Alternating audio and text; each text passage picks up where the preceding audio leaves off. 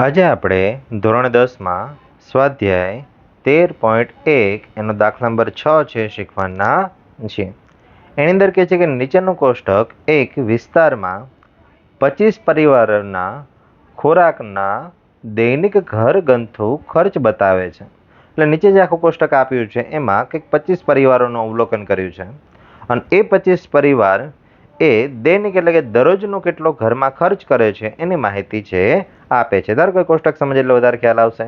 તો કે 100 થી 150 રૂપિયા દરરોજનો ખર્ચ હોય એવા 4 પરિવારો છે. 150 થી 200 રૂપિયા દરરોજનો ખર્ચ હોય એવા 5 પરિવાર છે. 200 થી 250 રૂપિયા ખર્ચ હોય એવા 12 પરિવાર છે. 250 થી 300 રૂપિયા ખર્ચ હોય એવા 2 પરિવાર અને 300 થી 350 રૂપિયા ખર્ચ હોય એવા 2 પરિવાર છે અહીંયા આપેલા છે. પછી આગળ વાત કરીએ છીએ કે પરિવારના ખોરાક પરના દૈનિક ઘરગથ્થુ ખર્ચનો મધ્યક યોગ્ય રીતનો ઉપયોગ કરી શોધો. એટલે આપણે અહીંયા મધ્યક શોધવાનો છે અને યોગ્ય રીત વાપરવાની છે. એટલે આપણા માટે યોગ્ય રીત એક જ છે પદ વિચલનની. બાકી બીજી બધી રીત પણ યોગ્ય જ છે, પણ એમાં ગણતરી થોડીક લાંબી થાય છે, કિંમતો વધારે આવે છે. એટલે આપણે અહીંયા જે પદ વિચલનની રીત છે એ રીતે આપણે દાખલો ગણીશું. ચલો હવે જોઈએ કે વર્ગ આપણને આપેલો છે એટલે એ સૌથી પહેલા લખી નાખીએ. આવૃત્તિ પણ આપણને આપેલી છે અને સાથે આ આવૃત્તિનો સરવાળો પણ આપણને આપેલો છે. જોઈએ કે ભાઈ કેટલા પરિવારોનું અવલોકન કર્યું 25. એટલે આપણે નીચે સાથે સાથે આપણે સિગ્મા FI એ આપણે 25 લખી નાખીએ કે જેથી કરીને જ્યારે જરૂર પડે ત્યારે આપણને સરળતા રહે ગોતવામાં. ચલો હવે આગળ જોઈએ કે મધ્ય કિંમત એટલે કે XI કેવી રીતે ગોતવાનો? તો આપણને જે બે વર્ગ આપ્યા હોય, મતલબ કે વર્ગની અધર સીમા અને ઉર્ધ્વ સીમા એ બંનેનો સરવાળો કરી અને એના અડધા એટલે કે 2 વડે ભાગવાના છે. તો ચલો હવે સરવાળો કરીએ. તો કે અહીંયા 100 અને 150 એટલે કે 250 અને 250 એના આપણે અડધા કરીએ એટલે કે 2 વડે ભાગી નાખીએ. એટલે 2 એકા 2, 0 ઉપરથી ઉતારે 5, 2 દુ 4 એટલે કે 5 માંથી 4 જશે 1 અને ઉપરથી ઉતારે 0 એટલે 2 પંચા 10. યસ, એટલે આપણને જવાબ કેટલો મળશે? 125. એટલે આપણે અહીંયા 125 છે મધ્ય કિંમત લખી નાખીએ. હવે જો બધાની સેમ આ રીતે ગણતરી કરવી જરૂરી નથી. યસ, એટલે હવે બીજા બધામાં શું કરવાનું? જોવાનું કે ભાઈ અહીંયા વર્ગ લંબાઈ કેટલી છે, ગેપ કેટલાનો ચાલે છે બધામાં. તો ધ્યાનથી જોઈએ તો આપણને ખબર પડશે કે ભાઈ બધામાં ગેપ 50-50નો જ છે. તો જે એક મધ્ય કિંમત ગોતી છે એમાં આપણે ક્રમશઃ 50-50 એડ કરી દઈએ એટલે આપણને એના પછીની જે મધ્ય કિંમત છે એ મળતી જશે. ચલો 125 એમાં 50 એડ કરી દઈએ એટલે 175. 175માં 50 એડ કરી દઈએ એટલે 225.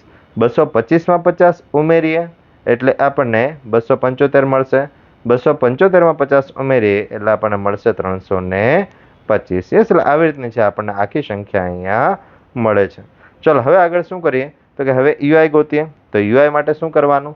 તો કે જે વચ્ચેની સંખ્યા હોય એને આપણે એ ધારી લેવાનો, મતલબ કે જે વચ્ચેની જે મધ્ય કિંમત હોય એને એ ધારી લઈશું અને એના આધારે આપણે UIની ગણતરી કરીશું. ચલો તો જ્યાં એ ધાર્યો છે ત્યાં આપણે 0 લખી નાખીએ અને નીચેની સંખ્યા બધી 1 અને 2 આવશે અને ઉપર લખવાના -1 અને -2. હવે પાછો પ્રશ્ન થાય કે સર આ કેવી રીતે આવે 1 2 અને -1 2? તો એના માટે ગણતરી કરી લઈએ. તો હવે UI માટેનું સૂત્ર કંઈક આવું છે કે ભાઈ UI બરાબર XI - A ભાગ્યા H. હવે XI ધારો કે આપણે 1 ગણતરી કરીએ અને એના આધારે તમે બીજા બધા જાતે સમજી શકો છો. કદાચ ન સમજાય તો જ્યાં એ ધાર્યો ત્યાં 0 લખવાનું, નીચે 1 2 અને ઉપર -1 -2. ધારો કે નીચે 3 સુધી જવું પડે તો 3 સુધી, એટલે નીચે જ્યાં સુધી પૂરું ન થાય ત્યાં સુધી આપણે જવાનું છે. ચલો તો હવે અહીંયા 1 માટે XI કેટલા છે? તો કે 1 માટે XI છે 275. યસ, એટલે કે ત્યાં છે આપણે 275 લખી નાખીએ. પછી તો કે એ બાદ કરવાના છે. એની કિંમત છે આપણી પાસે 225. તો 225 આપણે બાદ કરી દઈએ. યસ, અને 225 આપણે બાદ કરી દઈશું એટલે આપણને -225 થશે અને ભાગ્યા H. વર્ગ લંબાઈ કેટલી છે? તો કે આપણે હમણાં જ આગળ જોયું કે બધામાં 50-50નો ગેપ છે તો વર્ગ લંબાઈ 50. ચલો હવે અહીંયા 275માંથી 225 બાદ કરી દઈએ એટલે ત્યાં પણ 50 મળશે અને છેદમાં 50 છે. 50-50 છેદ ઉડી જાય એટલે જવાબ કેટલો મળશે આપણને? 1 મળશે. એટલે આવી રીતે છે આપણને UI એની કિંમત 1 મળી. સેમ આ જ રીતે આપણે પછી આગળ ક્રમશઃ બધી ગણતરી કરી અને અહીંયા 2 અને -1 અને -2 પણ શોધી શકીએ છીએ. યસ, ચલો એટલે અહીંયા UI છે કેવી રીતે શોધ્યા એ આપણે સમજ્યા. હવે જોઈએ કે ભાઈ હવે છેલ્લા પદમાં શું કરવાનું છે? તો કે છેલ્લા આપણે FI અને UI બેનો ગુણાકાર કરવાનો છે. તો કે FI એટલે 4, UI એટલે 2.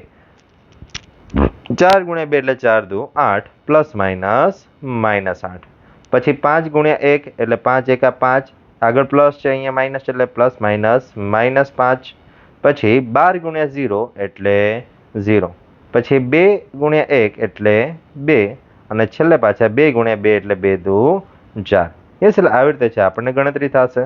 ચલો હવે માઇનસ વાળાનો અલગ સરવાળો કરીએ, પ્લસ વાળાનો અલગ સરવાળો કરશું. -2 પ્લસ થઈ જશે અને 8 અને 5 13 એટલે પર -13 મળ્યા. નીચે તો કે 4 અને 2 6. હવે આ બંનેનું સાદુરૂપ આપી દે એટલે કે ઉપર માઇનસ નીચે પ્લસ એટલે પ્લસ માઇનસ માઇનસ 13 માંથી 6 બાદ કરી દઈએ એટલે આપણને વધશે 7 પણ નિશાની મોટા પદની નિશાની માઇનસ છે એટલે જે પણ 7 વધશે એ આપણને માઇનસ મળશે. ચલો આ જે મળ્યું એ શું મળ્યું તો કે સિગ્મા FI UI એનો આપણને સરવાળો છે એ મળ્યો.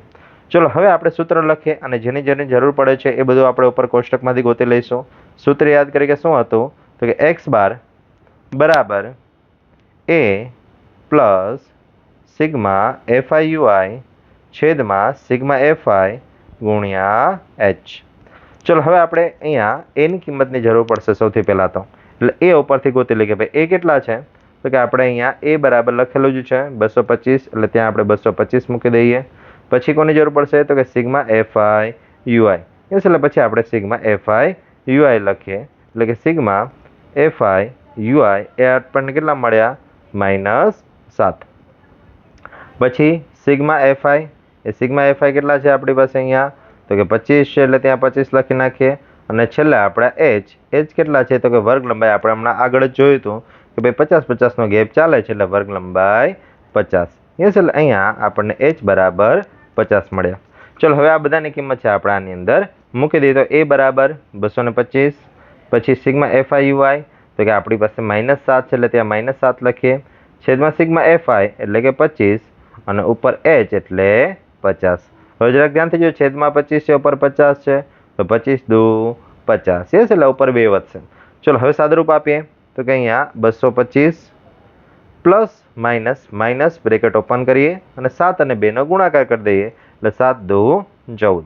ચલો હવે 225 માંથી 14 બાદ કરીએ 5 માંથી 4 જશે 1 વધશે 2 માંથી 1 જશે એટલે ત્યાં પણ 1 વધશે અને આગળ 2 ના 2 એટલે કે અહીંયા x બાર બરાબર આપણને કેટલી કિંમત મળી 211 છે કિંમત મળી. એટલે આપણને અહીંયા શોધવાનું શું કીધું હતું કે ભાઈ ઘરગથ્થુ ખર્ચનો મધ્યક કેટલો થાય તો કે જે ઘરગથ્થુ ખર્ચનો મધ્યક એ 211 છે થાય છે એટલે તેથી લખી નાખીએ ભાઈ તેથી દૈનિક ખર્ચનો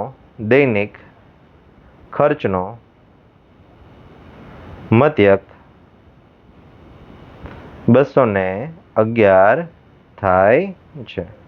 યસ અને આપણો દાખલો પણ અહીંયા પૂર્ણ થાય છે. Thank you.